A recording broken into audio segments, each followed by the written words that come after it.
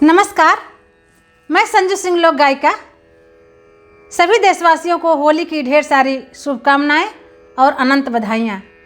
तो चलिए होली के रंग संजू सिंह के गीतों के संग आप लोग आनंद उठाइए और गीत पसंद आए तो मेरे यूट्यूब चैनल को सब्सक्राइब जरूर कीजिएगा। सारा रा रा रा रा रा रा रा रा रा रा रा जोगी जी सारा रा रा, बाह भाई बाह, बाह खिलाड़ी बाह, सारा रा रा रा रा रा रा रा रा रा रा रा जोगी जी सारा रा रा, बाह भाई बाह, बाह खिलाड़ी बाह। होली में बुढ़ऊ के चढ़ल बा भंग भाई, चढ़ल बा भंग, बाह भाई बाह, बाह खिलाड़ी बाह। होली में बुढ़ऊ के चढ़ल बा भंग, गावे ले होली बजावे मृदंग, बोला है ये हा। रंग उड़े गुलाल, रंग उड़े गुलाल, गावे मगन मन होली में। रंग उड़े गुलाल, रंग उड़े गुलाल, गावे मगन मन होली में।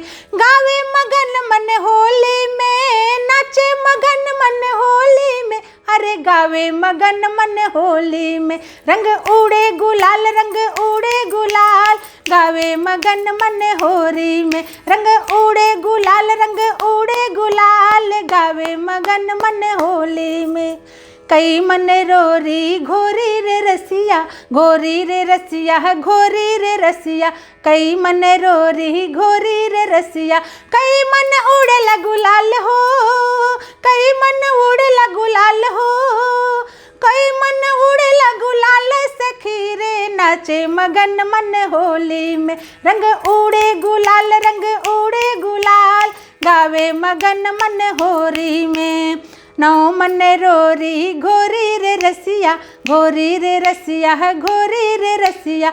नौ मन रोरी घोरी रे रसिया, नौ मन उड़े गुलाल हो, नौ मन उड़े गुलाल हो, अरे नौ मन उड़े गुलाल सखी रे, नाचे मगन मन होरी में। रंग उड़े गुलाल, रंग उड़े गुलाल, गावे मगन मन होरी में। रंग उड़े गुलाल, रंग उड़े गुलाल, नाचे मगन मन होरी में।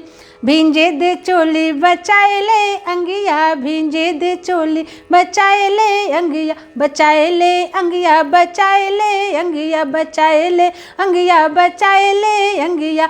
भींजे दे चोली बचाए ले अंगिया। नट खट छैल नंद लाल हो, नट खट छैल नंद लाल हो, अरे नट खट छैल नंद लाल सखी रे, गावे मगन मन होरी में।